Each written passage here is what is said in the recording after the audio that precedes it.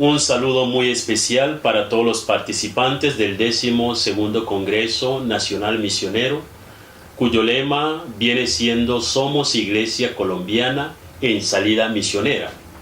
Desde la sede de la Pastoral Afroamericana y Caribeña, nos da el gusto de compartir con ustedes un tema muy importante, que es el estado de la misión adyentes en medio de los pueblos afrodescendientes. Dentro de un congreso misionero, llama la atención de que estemos hablando de los afrodescendientes y dentro de una perspectiva de adyentes. Pero para poder entender esta dimensión misionera, nos parece oportuno que primero aclaremos qué entendemos por los afrodescendientes. En términos generales, son los descendientes de los africanos que fueron esclavizados aquí en América, igual que en otras partes del planeta, fuera del continente africano. Es una realidad histórica que sucedió entre el siglo XVI y el siglo XIX, donde millones de africanos fueron arrancados de sus hogares, deportados hacia el resto del mundo y fueron vendidos como esclavos. En términos eclesiales, qué bueno hacernos la gran pregunta: ¿qué ha sucedido desde aquel entonces a la fecha? Basta imaginar lo que ello significa o lo que implica en términos de tortura, violaciones, matanzas, familias destruidas, vidas desarraigadas y condiciones tan tenaces que se viven cuando de esclavitud se trata. En pocas palabras, los estamos invitando para que nos fijemos en lo que fue esta historia muy similar a lo que vivieron los hijos de Israel, pero que hoy, vista desde los ojos de la fe, se convierte en una fuente inagotable de la experiencia de Dios y una riqueza misionera que nos fortalece a todos como iglesia. Nuestros obispos en la última conferencia general en Brasil decían y reconocían de una manera explícita que tanto los afroamericanos como los indígenas siguen siendo amenazados en su existencia física, en su existencia cultural y espiritual, y sus comunidades no son tratadas con dignidad como se merecen y tampoco en igualdad de condiciones. Y por eso la Iglesia se compromete desde prácticamente el seno de la Conferencia Episcopal Latinoamericana.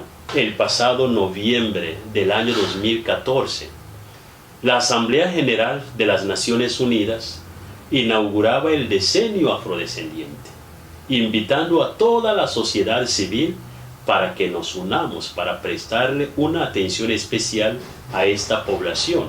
Y ellos decían en esta declaración que la historia de los afroamericanos ha sido atravesada por la exclusión social, económica, política y sobre todo racial.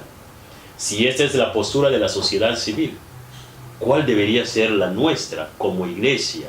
¿Cuál debería ser la nuestra como misioneros colombianos en una iglesia en salida? Podríamos decir que sería absurdo hablar de la misión en el continente sin hablar de los afroamericanos igual que los indígenas, porque vienen siendo estos sujetos privilegiados de la evangelización, hablando a la manera de Jesucristo. Quisiera invitarlos para que hagamos esta pequeña reflexión desde el texto del libro de los Hechos de los Apóstoles, capítulo 8, donde nos encontramos con el acontecimiento del apóstol Felipe. Él es llamado por el ángel de Dios, quien le pide dirigirse hacia el sur. Y yo creo que ese es el llamado que Dios le hace hoy a la iglesia en el continente, que nos dirijamos hacia el sur, hacia los abandonados en términos geográficos, hacia los olvidados en términos sociales, hacia los que están en el sur económico, en el sur cultural, en comparación con las culturas dominantes. Cuando Felipe hace este movimiento de caminar hacia el sur, se encuentra preciso con una persona negra, el etíope eunuco. Este encuentro Es una salida que implica abrirnos a nuevas realidades, a nuevas culturas, a nuevas maneras de ver el mundo y a nuevas maneras de experimentar la presencia de Dios en la historia. Adyentes entonces en este contexto significa precisamente mirar hacia el sur. Cuando el Concilio Vaticano II nos dice que la Iglesia es misionera por su naturaleza, se refiere a este movimiento hacia el sur, lo mismo que el Papa Francisco cuando nos habla de una iglesia en salida, una iglesia que sale al encuentro con el pueblo. Cuando el ángel de Dios le pide a Felipe hacer este movimiento, lo que primero acontece es que él se encuentra con este sujeto primario de la evangelización. Se encuentra con el negro etíope, y donde la misión se convierte en la primera acción de la evangelización, y eso lo manifiesta claramente el documento Evangelii Nuntiandi, donde se monta de esta experiencia cualquier acción de la evangelización, cualquier acción pastoral, obediente a esta invitación del ángel. Felipe, al encontrarse con este sujeto de la evangelización, se da cuenta que estaba movilizándose en una carroza y venía de Jerusalén para rendirle culto a Dios. Y el mismo Espíritu de Dios le dice: acércate a la carroza. Este segundo movimiento que invita a Felipe a acercarse es lo que hoy Dios nos está diciendo hacia la población afrodescendiente: que nos acerquemos a este mundo desconocido, nos acerquemos a esta población, nos acerquemos a su historia, nos acerquemos inclusive a su espiritualidad, para poder entrar en un diálogo misionero, para poder encontrarnos con esta experiencia particular que nos enriquece como iglesia y también nos compromete a todo. Nos decía uno de los documentos más importantes del Concilio Vaticano II, el Adyentes, que la misión no es solo una de las cosas que hace la iglesia, sino que es constitutiva de su propio ser. En otras palabras, ser cristiano significa ser absorbido por la misma vida de Dios, que consiste en salir de sí y proyectarse con una presencia salvadora en el mundo, y por ello toda la iglesia se vuelve misionera. Estas palabras las recoge posteriormente el Papa Pablo VI, donde en la exhortación apostólica Evangelii Nuntiandi nos dice que la misión es nuestra identidad más profunda. Con esta identidad, Felipe sale, entra en este diálogo con este sujeto de la evangelización, que resulta siendo precisamente un sujeto negro. En este encuentro, el primer acontecimiento es la escucha. Felipe se da cuenta que hay un movimiento interior en lo que es la realidad de este pueblo, y lo escucha hablar, se acerca, y después él le pregunta a este sujeto: ¿entiende lo que está leyendo? Y yo creo que durante todos estos siglos la iglesia viene escuchando a los pueblos negros, igual que a los pueblos indígenas, y de pronto en repetidas ocasiones solamente los hemos escuchado a nuestra manera.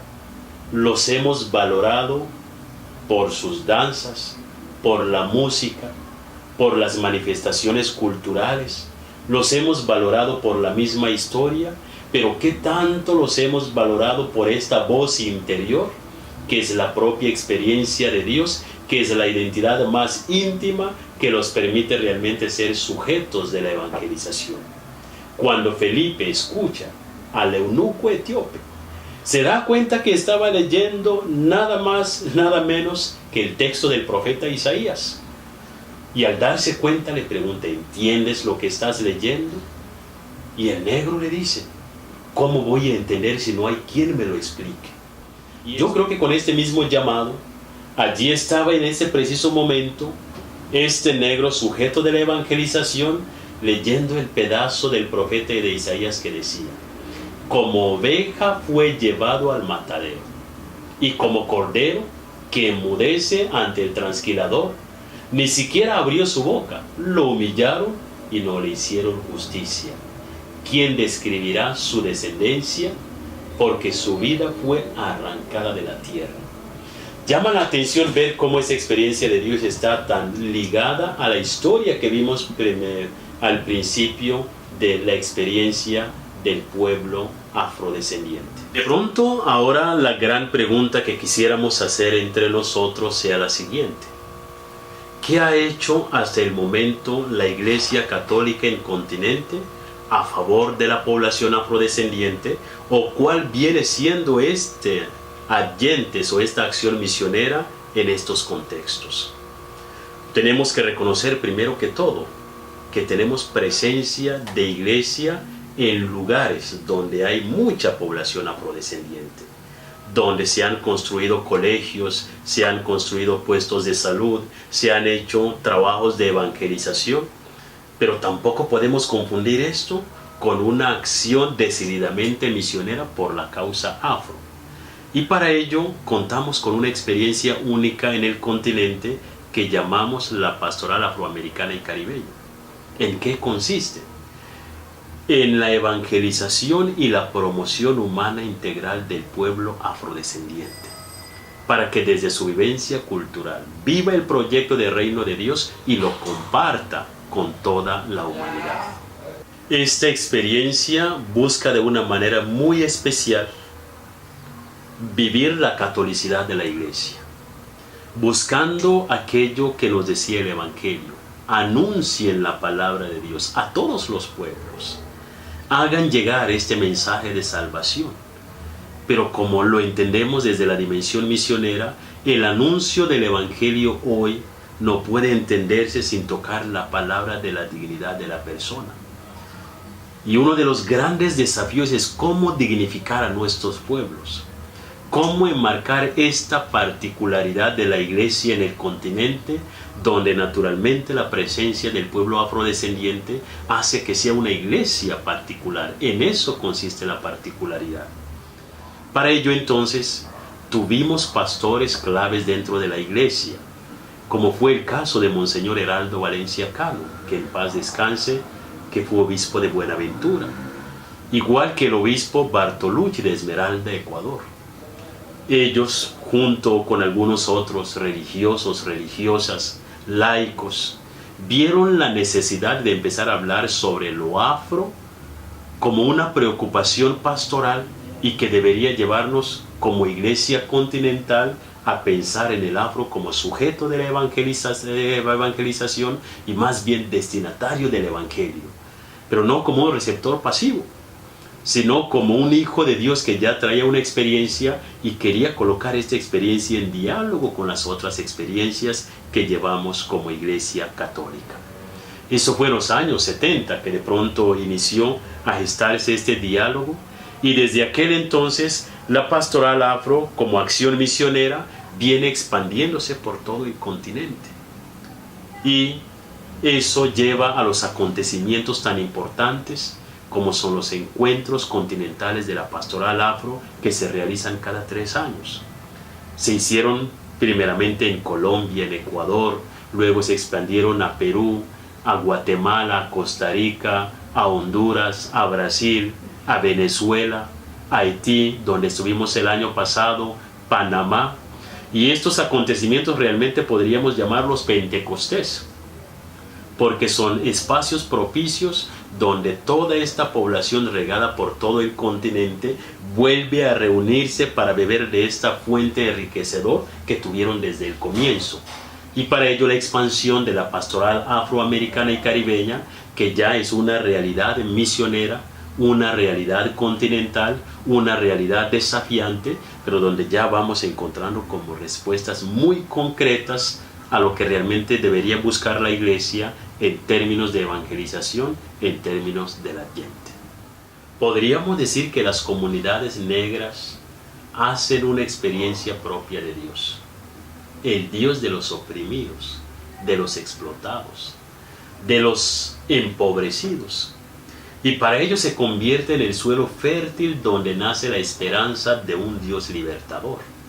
Y por todo lugar se escucha como un eco el clamor de este pueblo, que ya está haciendo su Pascua, después de una prolongada pasión, está haciendo una Pascua, como lo decía nuevamente el documento de Aparecida, que hoy se manifiesta al interior de la iglesia como un nuevo Kairos y un Pentecostés social y eclesial, que nos lleva realmente a este compromiso misionero que buscamos, para que sepamos que la respuesta hacia estos desafíos es encontrar maneras de evangelizar a estos pueblos, teniendo en cuenta esta nueva experiencia de Dios que vienen teniendo.